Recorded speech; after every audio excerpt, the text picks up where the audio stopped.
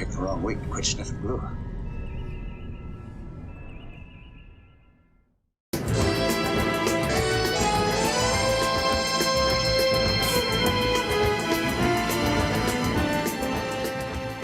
Well, welcome back, kids. It's a new week. It's a new week and a new model. And that model for this week is the Round 2 Eagle 2.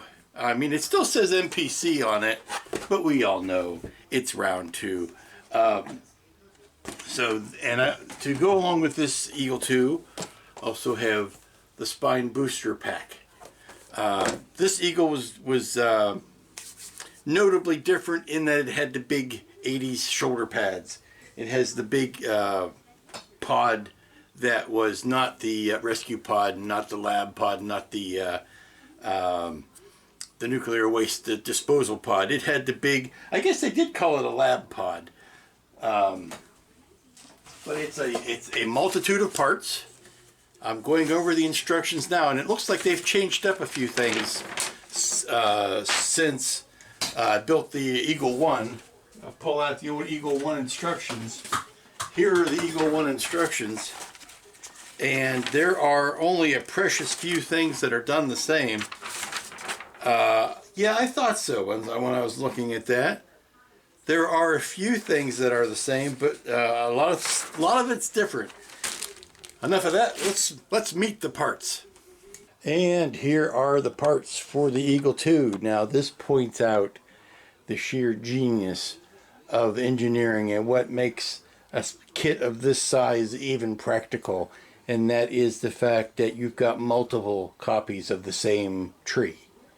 If you can gang up the things that you need two of, put them all on the same tree, and make only two copies of the same thing, that's just smart engineering. And then that goes even back to the things that there are four of. If there's four of them, you put all those parts on one tree, and then you shoot four of them. It's beautiful. Now this is the new spine, front and back. This is the new spine. If I'm recalling correctly, the old spine was a single piece. Actually, it was a single bottom and a single top that you added to it. And what happened when you built that is that you realized all of the seams that you saw from the mold. So I'm going to have to, once I snip these off, we're going to see how bad those seams are, or how bad those seams seem to be, and we'll find out if this was a better method than the last one. These, outside of the clear parts, this is the only bag of parts that are individual. And even that, there's a couple copies of the same thing, but you have the parts like the back of the head, the back wall of the cockpit. Oh, and you also know this is the new Eagle 2 because you've got not spacesuited figures here, but you have the two Verdeschi brothers. You have, it's basically two copies of Tony.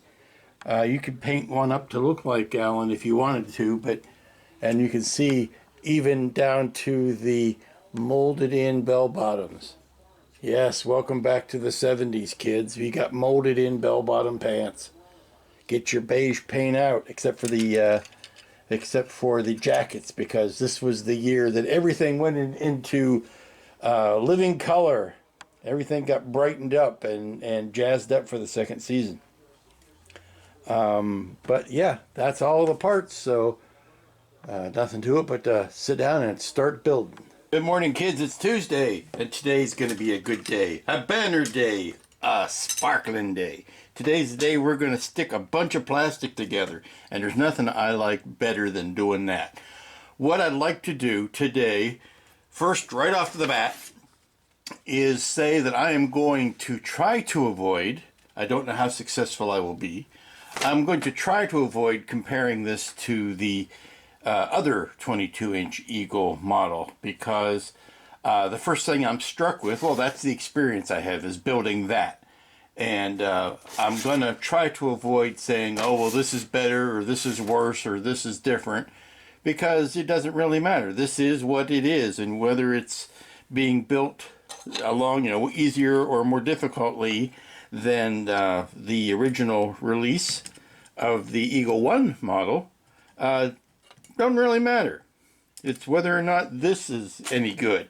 It's sort of like, well, the movie was better than the book. Doesn't matter. If you don't enjoy the movie, it doesn't matter whether it's better than the book. So, now that little side rant is over with, what it's going to help do is actually, eliminate a lot of parts or a lot of sprue and a lot of mess, because if I can boil down all of those parts into a shoulder pad, then we're good to go. So what I'm going to do is take away all of the parts that there are multiples of, obviously, things that I can make up without interfering with other things. You know what that means. I can do the left and the right sides of these fuel bottles and kind of set them to the side. Or I can make up all of these shoulder pads and set them to the side. And it doesn't really come into play until I have to start building the box girder structure around them. So I want to go ahead and knock out as many of these types of parts today as possible, and then get some primer on them. And I find something like this, it's easier to primer the sub-assemblies. I know people who the first thing they'll do is they'll take the whole tree and they will just primer the whole tree. Well, that works in some instances, particularly if you've got a lot of small parts that you don't want to lose by snipping them off and priming them. So let me knock out some of the more familiar stuff, and then we'll get to the parts that are different, like the lab module and things like that. So I'm going to clean this mess off and line up the pieces that I need. Okay, it's time to get started. Like I said, I love these kind of days because it's just nothing but cutting plastic off the sprues and slapping it together. And you know how, if you've watched any of my videos for any great length of time, I always go on about the one thing and how every model has its one thing. The Eagle, and this is the one thing about the Eagle. If you don't get this seam right, you will spend your entire life noticing that seam is not right. It's such an obvious and important seam to get right that it's worth spending extra time and getting it all prepared and sanded and ready to get joined together. Now this is, again, the virtues of making a model or engineering a model to use as few tools as possible and to make duplicates. So this is basically the same part twice. It's symmetrical, it's top and bottom, it's the same part. However, the bottom windows are not open. I mean, they are not clear. Never have been clear, never needed to be clear. But because of the way the kit is engineered, it's engineered with a clear part. So once you've decided which is your top and which is your bottom, you need to paint over the insides of the clear bits that you're going to put in. Now, luckily, because this is such easy access, I don't want to put my glass in, even though the instructions, that is literally step number one, is to insert the clear window bits. I never do that. And I'd rather fish them in from the backside after I'm done, simply because of the desire to keep them clean. I will show you how easy that is to do by snipping off one of them here and give it a little clean. But basically they go in like this. And ta-da, you've got a window. And it's got a nice little frame built into it. Like I said, I always leave these out. I leave them out until I am ready. Most of the times I leave them out until I've got the thing painted. At least before I've got it primed, I leave them out. And I do that because I know, particularly in this kit, now maybe on the 14-inch and the 12-inch, Lord, I've built so many Eagles. On the two smaller ones, maybe I didn't. But on these large ones, I do, because I plan on allowing you to open up the cockpit, because it's made for you to pull off the front, look at the smiling Mario Brothers inside there, and so that's not going to be a problem. And I cannot wait to see if Paul has got a cockpit done up for this. I can't wait for it, because it would seem to be a natural, but I'm not going to speak for him. So, like I said, this is the one thing, getting this seam done right. So what I choose to do, obviously, is to put a little bead of the 10X around here, and then I like to tape the outside down really tight. Tape it down, and then apply my glue from the inside to reinforce it. Alrighty, I've got the first two of the shoulder pads done. The top parts at least, not the landing gear parts. Going along pretty easily. I am noticing some differences. I said I wouldn't compare it, but I'm not going to. But these seem to be a lot more symmetrical in their design, and everything has a raised panel on it. I think like I said, the design of the sides is a lot more consistent than the Elder kit. Okay, so I'm continuing my right and left halvesies, which is basically, I know there's a right half of a piece and a left half of a piece. You put them together, you get a piece. And so that's like these fuel tanks. I can kind of get those done, put them aside before I start building the assembly of the fuel bottles and whatnot. And I've run into a problem. Now, that's not unusual. It's a round 2 product. There's going to be a problem somewhere. It's just a question of how long is it going to take to find it. And I think I've found it. I think I've got a new land speed record for finding the problem with a round 2 kit. I am willing to be corrected on this, as I am about most things, except about color. I think I'm always right about color. But what we've got is these balls. And of course, we're back to fuel balls. This is not the silent running fuel balls. These are the Eagle fuel balls. And they go between each of these big tanks. And here's the issue I've got with them. It is step number 19. Step number 19 says put the right and left halves together, do it 4 times. Well, I've done that. That is this step right here. Right and left halves 4 times. And then you take 2 each, and then you put them into the side piping. And then you join that with the other piping, and away you go. But here's the thing. These pieces they're meant to go on half moons. There's a half moon right there. That means it's only one way it can go on. Half moon there, half moon there. There's also a third hole.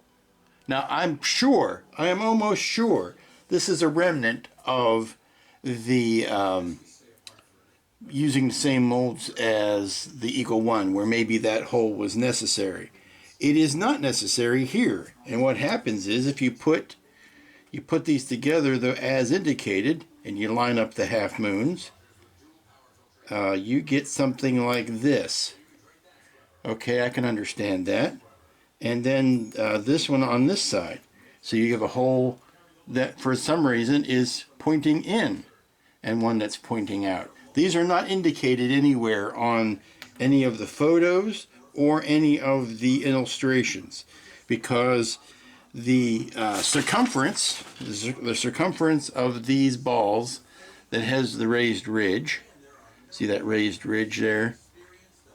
It's the circumference of the ball that has the raised ridge. That's where the hole is.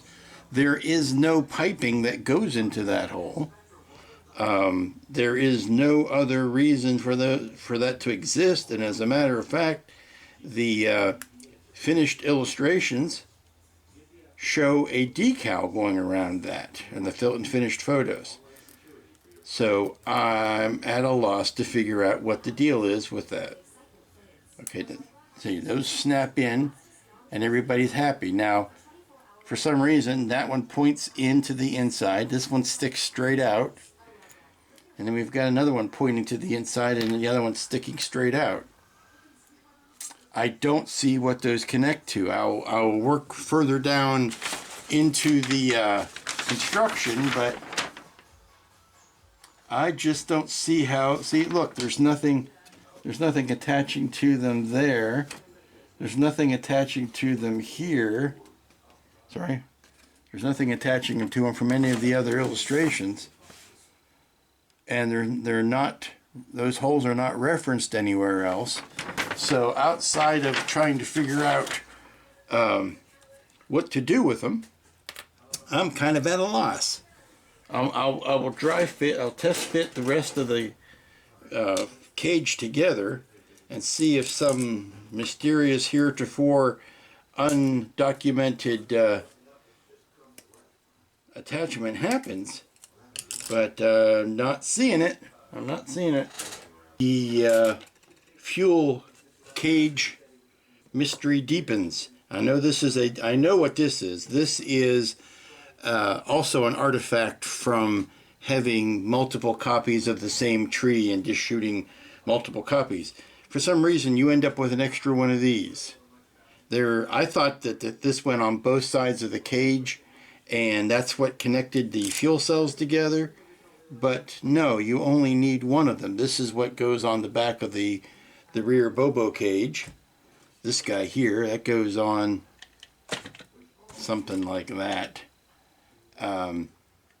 But the weird thing is it transitions to this piece here, and you only ever need one of them. Nope, there's no two ways around it. I just don't see any area or any tubing or any piping that has to connect into those balls. I think that was just something that should have been plugged back up from the other mold and was not. I did find a new word in the English language I wasn't familiar with before. They really ought to hire a proofreader. If you well, let me pull the camera around so that you can see it more clearly. Down here at the bottom it says the pins in part 272 insert into the rear bottle of the bottle assembly, the rear nozzle of the bottle assemblies. Now, I know they meant to say insert, but they spelled it isnert. So a little bit of dyslexia, I guess, amongst friends who's gonna bother that. And it's weird. Again, with the instructions here, this is the old-fashioned bottle assembly. This isn't the part. This isn't how they join up. That's the old cross section one from the Eagle 1 kit.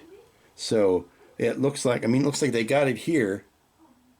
They've got it right here because you can tell it's got that outside edge, whereas the Eagle 1 has a cross connecting the engines. Well, it's basically this thing without these outer edge bars. That's what they've got here. So yeah, I think they just a little bit too much cutting and pasting and not enough of the checking, not enough of the double checking everything is right. Okay, I've got the spine done, or the backbone. I guess the backbone is the spine. It's the two same, they're both the same thing. This guy, he's done. Now, it's a good news, bad news. The bad news is, because I like to lead with the bad news, because, you know, the good news is then the last thing on your mind. The bad news is this has just as many flash seams as the 22-inch thing that I said I wouldn't be referencing. I'm going to have to give up on that because there's just no way of talking about it without referencing the Eagle 1. The Eagle 1, this was, the top was all one piece, and then the bottom was, the bottom was all one piece, and then the top glued into it. And the problem with that was the way that it was molded, you had a lot of flash in between girders and stuff, and it was hard to get to, and there was seams on the parts themselves, not seams between two parts, but mold lines on the single part. The bad news is there's just as much of that here as there was on Eagle 1. The good news is because you have to put this together this time, it's a lot easier to get to the seams and take care of them and sand them off. You don't get these ones, for example. You don't get the ones where it got really caught down in between these brackets. So that's a lot cleaner. But the fact is, you do have to put a lot more of this together. And I'm sure that goes a long way to, you know, the, 300 part count that they mention on the box. You put it together, though, it's a nice sturdy thing. It's just as sturdy as it was last time. But I'm sorry, I keep umming a lot. I don't mean to. The good news is you can get into all these little crevices and clean them out a lot easier. So take that as your prize for being able to put all of these pieces together. You will get a cleaner result in the end. So I guess mission accomplished. And to you folks, it is Wednesday, and you know, sometimes when I get up in the morning and I am starting my day, I'll have my cup of coffee, like I do right here. My cup of coffee, that is several cups of coffee. I'll catch up on my emails and, you know, check the websites and that kind of stuff in the morning. But sometimes I'll sit down and build, and the reason I don't always have a camera going is because I also like to listen to the radio in the mornings and catch up on my local news and, you know, get ready for the day and all of that. And, you know, with that comes the scourge of copywritten music. I can't have, you know, something playing in the background and I'm going to have to worry about getting licensed or won't be able to put in the video because it's got a song in it. So that's why I don't always have the camera rolling, or rarely have the camera rolling in the morning. But here's what I've got done today. I did the Bobo cages, and if you don't know why I call them the Bobo cages, this is why I call them the Bobo cages. Because if you look at it, it spells Bobo, B-O-B-O. And it's just easy for me to remember to call them that. And I found that if I could get two parallel tracks here between the edge of my cutting mat and my straight edge here, then I could make sure that they all lined up and were nice and square, because even though they have little indents for you to fit the parts in, they're not exactly what I would call notched. So it's easy for the angles to get, well, see, it's easy for that angle to get either splayed out or too tight. So the secret is to get one and get one measured up against the against this dimension here. Get one of those measured up, and then set your gauge, set that as your gauge, and then just build the other ones to match it. So that's where we're at, and I think today we're going to get into building the big lab module, the big lab pod, which is the whole raison d'etre of this kit. This is what makes it different than the other kit. But this is the time where, you know, you're getting paid by round two, because, or you're doing some of round two's work, because they give you this labyrinth of holes here, or half drilled holes, and then a little chart that tells you which holes you need to drill out the whole, the complete way through, you know, the whole hole, the entire hole. And the reason they did it that way is because they're thrifty sons of guns. I was going to say something less charitable, but they're thrifty, and they made this out of two of the same part. Just, you know, they use the same mold again, so they make two identical parts, but the holes have to be different in them. So they give you all of the possible holes, and then they tell you which ones you need to drill out. So it's kind of crafty on their part that you're making, they're saving money, but making you pay the cost for it. You know, other people would have less charitable terms for that, but I am not other people. I think it's a fine way to do business. Let's see. Here is that chart. See, it tells you where, I'm sorry, let's get it down into the camera. Here is that chart. It tells you which holes need to go all the way through. And it's basically so that you can add the details to the bottom of the pod. There was some other snarky remark I was going to make about the lab pod. Oh, yeah. See how these half moon pieces, or actually 3/4 moon, they're D-shaped. Well, they're there, the flat end is facing the bottom here and the top there.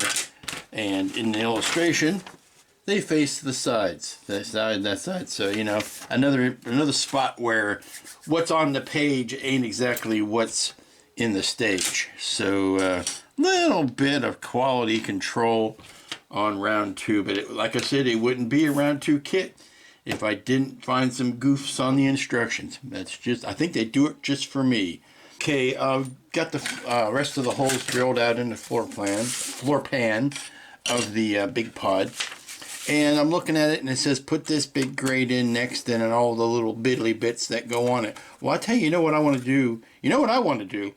I want to go ahead and spray a primer coat on this and on this, because once I put these two parts in, it's going to be a lot harder to get in and under some of this girder work and really show that off. So easier to do it now than any other time in human history. So I want to go ahead and get a primer coat on both of these, at least on the underside of this and on that. I'm wondering if I can, let's see, if I can put the small pieces on, these surface pieces. If I can put those on before that, then I can prime those in place. The great news is this will fit over top of all of the parts that I've just laid down. Snapped them into place. I didn't glue them or anything, just to see. They will fit. So that's great. All I need to do now is go ahead and glue these little fiddly bits in, and then I can prime the whole thing at once. I did notice, of course, this is the, again, this is the bonus part of making multiple trees of this, or multiple shots of the same tree, and that is you will end up with some parts left over, because they had, at least at this point, I don't see any place else for the details to go. It could turn up that they're needed elsewhere, but just looking at what I've put on here, it does seem as if there are some extra copies of some parts that I did not use, like these little dudes, which are nice greeblies, but they'll go in the greebly box if they don't turn up to be needed anywhere else. Hello, I am back. Work is continuing on the lab pod, and this is a beefy bit of pod here. I've kind of forgotten, since the last one of these I built was the 14-inch one. When you get back up to full size, this can be a rather beefy bit. And, of course, no windows. No windows on top. Nothing on the side. Doesn't have that funky door. But it does have these big shoulder pads. And I went ahead and built up one of the shoulder pads just so I could see what all is entailed. And this is how it fits on here, and it's pretty sizable. It's a pretty good chunk of styrene. There is something that I'm kind of curious about, and I don't know if it's a flaw in the design or something that was left off of the kit, but it seems to me something else should be going on down here, because it looks like there's a gap. Let me see where I can turn the camera so you can see it. Right in here, there is a gap underneath that I think needs to be plugged with something, and it runs the whole way underneath. I mean, this is up against the wall as tight as it can be, but it could be a flaw in the design. It could be the natural design from the show, and the filming prop also had that same problem. I don't know, but I don't like it. And I haven't seen anything in the instructions. Now, it's possible there is a spare part somewhere in this kit.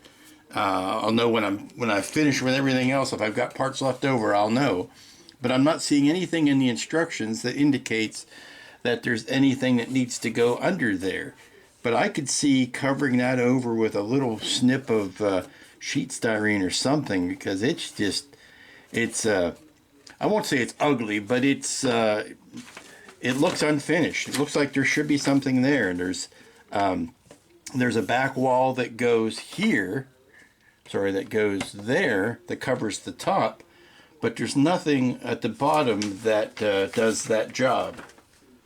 See, it just kind of fits right on there, although looking at the instruction, see, the instruction has that filled in with something.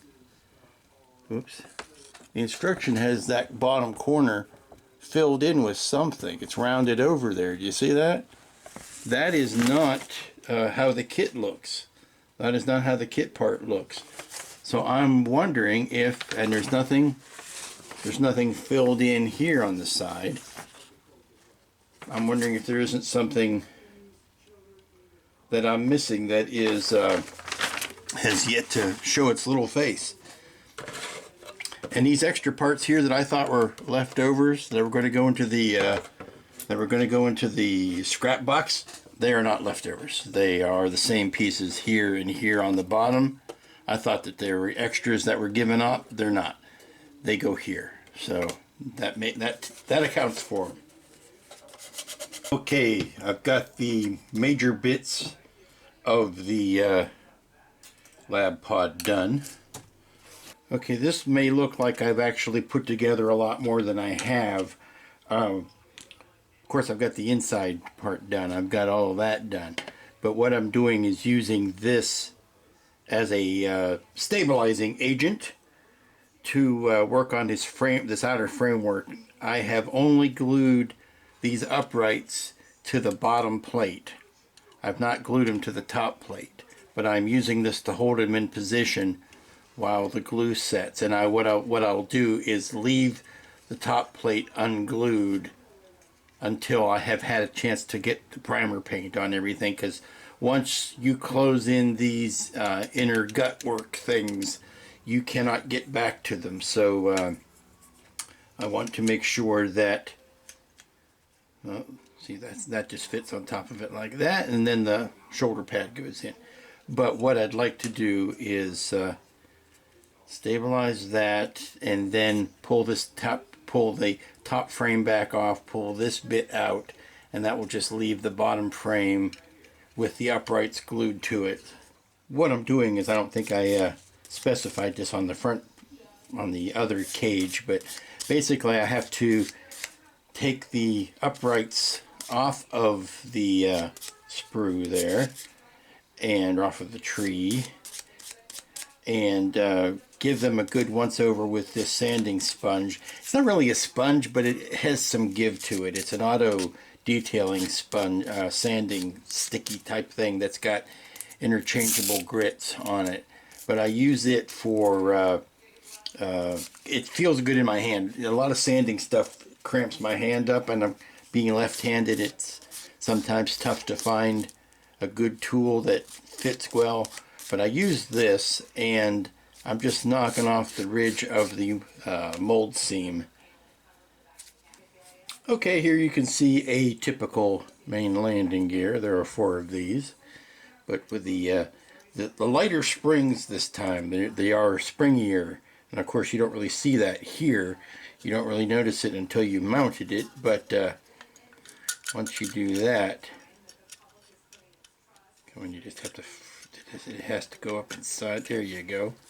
And then you attach that there, and that gives you a nice springy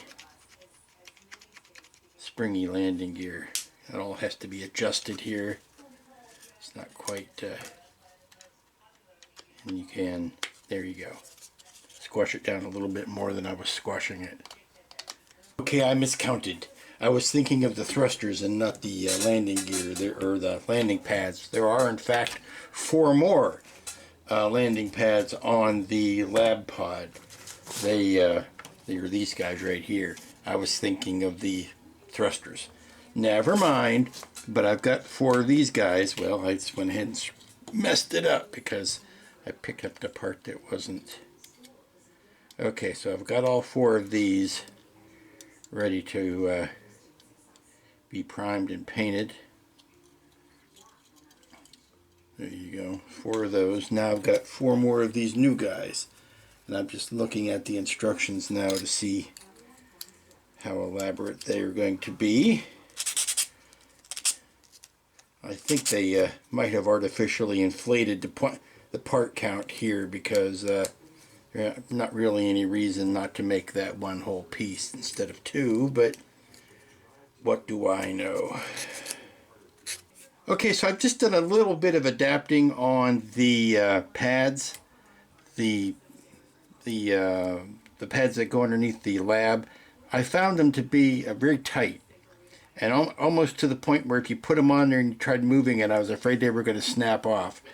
So I basically drilled out this hole, made it a little bit bigger, and now I've got something like this. And it's not like it's going to let the whole pad fall over, because it's going to be attached to the bottom of the it's going to be attached to the bottom of the eagle, or bottom of the spine. So I'm presuming I haven't done something stupid, because the only way these would fall would be if it's sitting by itself, and it might, you know, chunk over to the side. But like I said, it's going to have those engine bells underneath too. So I'm hoping this was not a bad idea, but I just wanted to loosen that up a little bit. Okay, I have all the gear finished, and I think that's a good place to stop for today. Got a lot built. The sun has finally come out. That's nice. Got a lot built. Got a lot more primed. And these little bits. And there's not much. The parts trees in the left in the box are dwindling. And I'm thinking a lot of these are going to be leftover pieces. One last thing. We'll finish the day with where we started. And that is, I've just sanded off the putty that I used to putty up the holes, the extra holes in these fuel cell balls, and now I can put a primer coat on them. Okay, so welcome. It is Thursday morning, and you may gather by the apparent lack of parts that something is amiss. Well, it's not. I've just completed a second round, or another round, and seemingly endless round of priming parts. And they are all out drying in various localities around the house. I am going to take the opportunity before I toggle on to do something else to go ahead and pre-shade these inner boxes, because you know, anybody who's built the Eagle knows that you have this inside structure that the framework goes around, and of course once you put that framework on, it's nigh on impossible to get paint on these. So it's best off to go ahead and paint these first, and then kind of build your cages around it. So that is the goal for this morning. I'm just going to take some black Tamiya, I feel like Tamiya.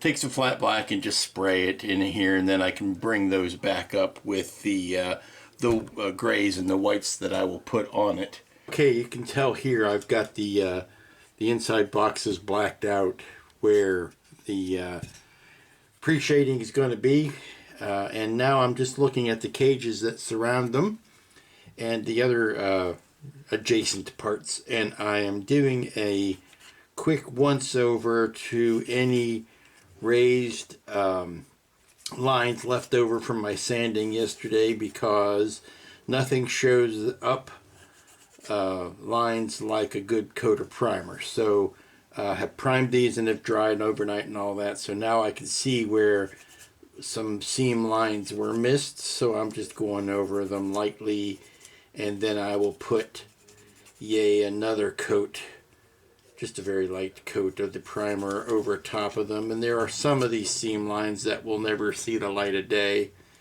so not spending too much time on those, but the ones that are visible are the ones you want to make sure you've got checked. So these are ready for another coat of primer.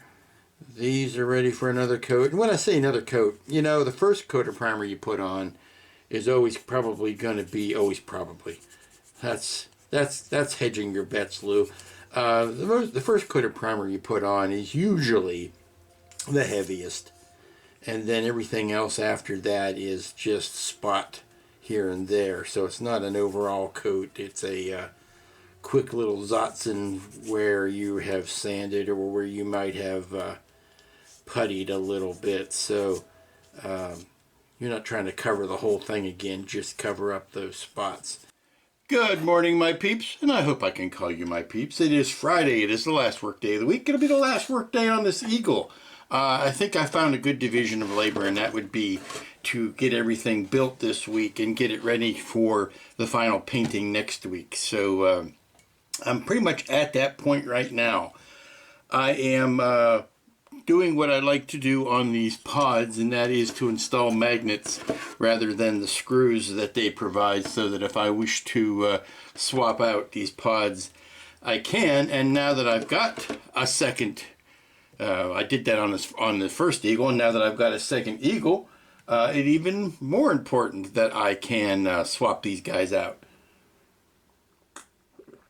Sorry, getting a mouthful of the coffee. So what I've done is I have taken the big old drill, because you got to use the big old drill. There you go. Take the big old drill to get the right drill bit size, because these magnets, and I bumped up the size that I used on this one. I used smaller magnets on this, and I think maybe they were too small and don't provide they're not as strong as I wish them to be. They are plenty strong, but they're not as strong as I wish them to be. So I wanted to bump up to the next size up on magnets. So to do that, I had to get the regular drill out, because the Dremel doesn't have a bit that big. So I say all that to say this: I've got these guys in, and I've got them a little bit of CA on it, and I have got the spine basically rubber banded together, because none of these cages are glued yet. But I did need to have this much of the assembly done so that I can mark out where those magnets land. And then once I do that, I can flip this over and take everything apart, and then drill out for the larger magnets. So I've got the center marked here. And it's also important, if I want to swap out, that I keep my polarities the same as I did on that one. I have a hard time doing that. Sometimes I will just put something in and I'll forget, and they won't be consistent, and I'll end up not or making the magnets so they actually fight each other, which is not good. You want magnets to attract, not to fight. And what I do, I'll just turn around. No, I can't do that. So I'll just have to push that. Well, yeah, I think I can do it. I've got the magnet locations marked out here, so I can take this spine apart. Maybe I've had too much coffee today. Who knows? And I said at the beginning of this video that I was not going to compare this to the original 22-inch.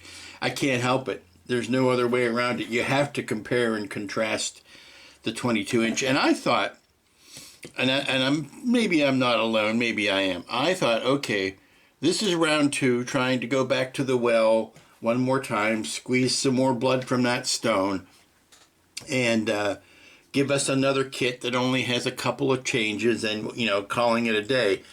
And you might have thought that if you had bought this Eagle with the nuclear waste pod, and where I really thought they could have just sold the nuclear waste pod, the winch and gantry bit. They could have just done that as a separate thing, and people would have bought that and added it to it. Sort of like what they've done with the booster pack on this one.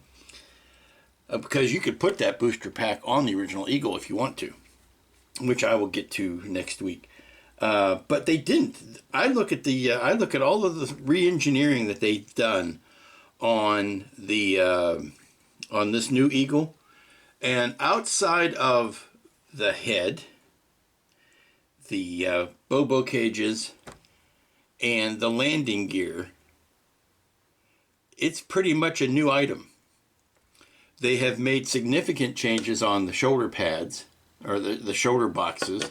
They have made, of course, a significant change to the lab pod. The engine bells are the same, but the engine, the whole engine configuration back here is different. The spine is put together differently with different parts.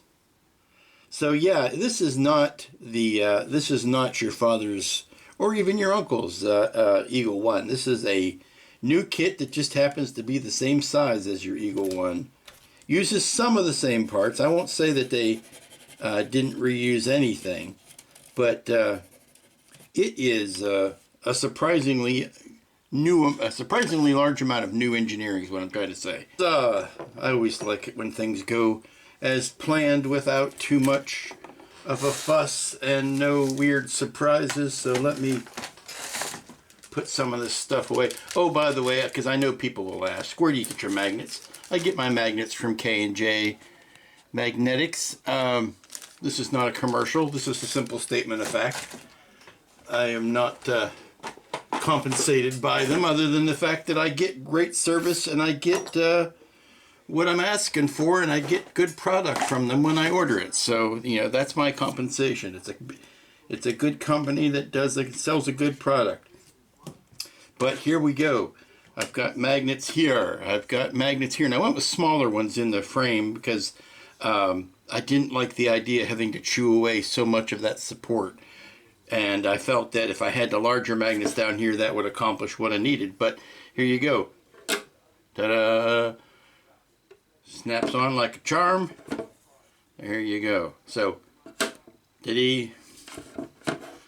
Okay. Here's where I have to make a liar out of myself. You know, I should just keep away from the old blanket statements, the old speaking in absolutes, the old problem that both the Jedi and the Sith demonstrate, speaking in absolutes. I got to stop it. Because I said, oh, I'm going to build this week and then I'm going to paint next week. Well, that's impossible because I can't build these without painting them. I can't build the rest of this without painting what's inside the cage. So I'm going to actually be taking some washes and some rust effects and doing up the insides here on all of this inside cage work. Get all that done, so that I can start building the outer Bobo cages around them. Well, hello, I am just working on the fuel cell cage and doing as much as I can do to get this complete, but still not put the bottles or the nozzles on because I want to be able to paint in and around and inside there. But I'm confident that I can still fit these in just by bending the plastic out a little bit and fitting them into the notches that they go into. I can do that. So this much of it I can go ahead and build and glue down and secure and sand, because even though I thought I was doing an okay job getting all these mold seams down, they are legion and they jump right back out as soon as you put any primer on them. I think it's almost like raising the grain on a wooden floor when you put a stain on it, how it raises the grain. I think this raises up the seams, makes them jump back out. So go ahead and get this glued up, and then I can paint in around it. Okay, join me. I'm just having some weathering fun here. Let me get this out of the way. That is for another project. That's not for your wandering eyes at this moment. Working on weathering these inner cages, and for some reason I pulled out my trusty Vallejo petrol spills and it has turned into a thick paste, and I don't understand what caused that to happen. It was not that way when I left it. It's supposed to be fairly liquid, but it has turned into a paste. Maybe I just need to mix it up, stir it up better, but I want to use that and this oil stains to do some weathering on the grates and everything, because as far in as they are buried in these cages, they would be natural dirt collectors, plus also be very difficult to get in and do maintenance on. So that's my justification for just dirtying the heck out of them. And I just throw some in here and then into the crevices, and then take a shop cloth, just blot it off, and you end up with something like that. Another added benefit of doing the rusting on it is that it adds a little sprite of color back in there, because on these Eagles, especially since this one does not have the red and white rescue pod on it, you can find yourself starved for a little bit of color. So I'm just putting it on there and blotting it off, wiping it down. Don't want anything too drastic, but always remember to wipe down in the direction of where the drips would go. I can also tell you that I plan on aging this back module more than the front, because right here is where the engines would end up being. So you're going to get a lot more grease and mess and gunk and everything back here. Up front, this is the one that goes into the cockpit, and this goes in the other Eagle. It goes to the passenger pod, but in here it goes to the lab pod. So this is still more traveled by people. So I would think maybe this side was a little bit cleaner. Okay, I've got the pod Eagle, the Eagle 2, kind of tacked together with rubber bands and whatnot, holding it up, just to show kind of the progress that I've got, what little there is. And I think this is, we're getting into Friday afternoon. This is where I'm going to let it lay, with the idea that I'm going to see how much of this booster I can get put together today, so that I am painting and puttying and all of that at the same time. Now, this does not have the landing gear. It doesn't have a lot of stuff on it, but it gives you an idea of the overall length and depth of the thing. I'm still doing some weathering. I wanted to, I like this idea that I'm getting into stopping earlier on Fridays, which gives me more time to relax and do a better job with the getting the video put together on Friday night, and I'm not rushing around and posting it late and all that kind of stuff. I don't know exactly what I was expecting, but I'm pleasantly surprised. That's quite a few pieces for the add-on kit. I didn't think it was going to be this elaborate. I expected there would be like engine bells and things like that in these tanks, but there's a little bit more here than meets the eye. So let me see how much of this I can get knocked out. Okay, working on the spine booster. Spine booster is what they're calling it. So spine boosters. And I'm coming up with an area right in here that I want to get some primer in before I put these two halves together. I just don't like the idea of closing that area off and not being able to get any primer in there. And let me double check now before I make an idiot of myself. Well, now it appears that that's getting covered up anyway, so I don't have to worry about that. If I take this and this, it looks like there is, okay, that's both of them put together. I just looked over and saw this H-shaped piece, so I want to see how much of that covers the under and side, because then I won't need to worry about priming it. Let's see. Now I still need to prime the sides. I don't have to prime the top. Still would like to prime those sides, even though there is yet another piece that goes on the bottom. Let me double check. Let me get that one out. I'm not gluing these down yet, obviously.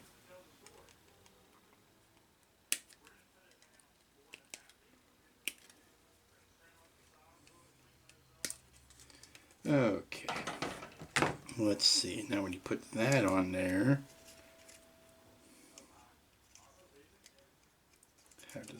well, that covers up quite a bit. You still see in there. Yeah, let me get some primer on it and I'll feel better. Those parts are drying. I primed them quickly. I primed a bunch of these, but very lightly. But now it's time to do a bunch of left and righting, as I've called it. Where I'm taking things that I know have a left half and a right half, and I'm just sticking them together. Prime example would be these big engine bells. I've built plenty of these. There are 4 of them on the Eagle itself. There are 2 more here. They are the same Eagle. I'm trying to find a good way to cut those off the sprue. They don't want to. how do you do it? They think they found a way to minimize the amount of contact there so that you don't end up with a divot in your bell housing. That's nice. And these are of course all right and left halves of tanks. Okay, so I'm continuing work on the spine booster, and it's deceptively complicated. It's a lot more pieces and a lot more detail than I was initially thinking. I was expecting, you know, a block with two big nozzles coming off of it, but it's actually got quite a bit of detailing to it. Again, I won't get it painted, but that has never been the goal. I want to just get the details on it.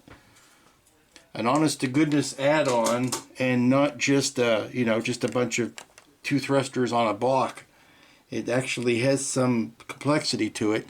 This is the clip, or these are the clips that hunker down over top of the spine there. And of course, that gets glued onto the bottom of this. But I really want to wait till I get all these details in and get a chance to get some primer on all the details before I glue this clip in, because it simply goes in like this, and I can put this on at any time. These are pretty tight. I just want to sink those in to see how it looks. Then I can clip the whole thing on to the eagle. Now the only thing that's really missing, and I know this is a flaw in the actual design, not in this kit, but there's no piping that goes down to the original engines. I don't know whether they would be needed or not, since this is a standalone thing. It's got its own fuel cells. It's got its own you would need to you know, somehow hook up the electronics at least, but I'm willing to give that much of it a pass. And here's where we're going to leave it for this week. I think I have just kind of rubber banded and scotch taped some stuff together to make a presentable picture. Don't even have it on the turntable, which I probably should have done. But this is the thruster pack kind of pieced together, not attached. This is the this is the Lab Pod Eagle 2, and kind of have everything just kind of placed in. You know how that goes. But the lab is on a magnet system, so that I can remove this part from the Lab Pod, because the Lab Pod is the only thing that has its landing gear on it. The Eagle does not, so this is actually sitting at the correct height. But that's a good amount of work to get done in any week. And next week we will go full bore on the painting. And as I've said, that is the first week of build on the Eagle 2. An impressive bit of kit. We'll have more fun further weathering it and painting it next week.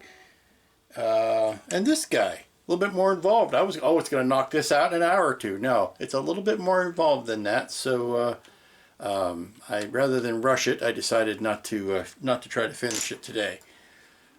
But there you go. This is the part I remember as a kid. It's like that just strikes me as being a weird angle. But what do I know? I would have thought if it's a booster, then it would have, you know, been at the same angle as the rest of the engines. I can understand it meaning to kick up over it, but I would have thought that just the fact that it was sitting up higher would have put it in the right orientation. It would all it needed to do would be like that.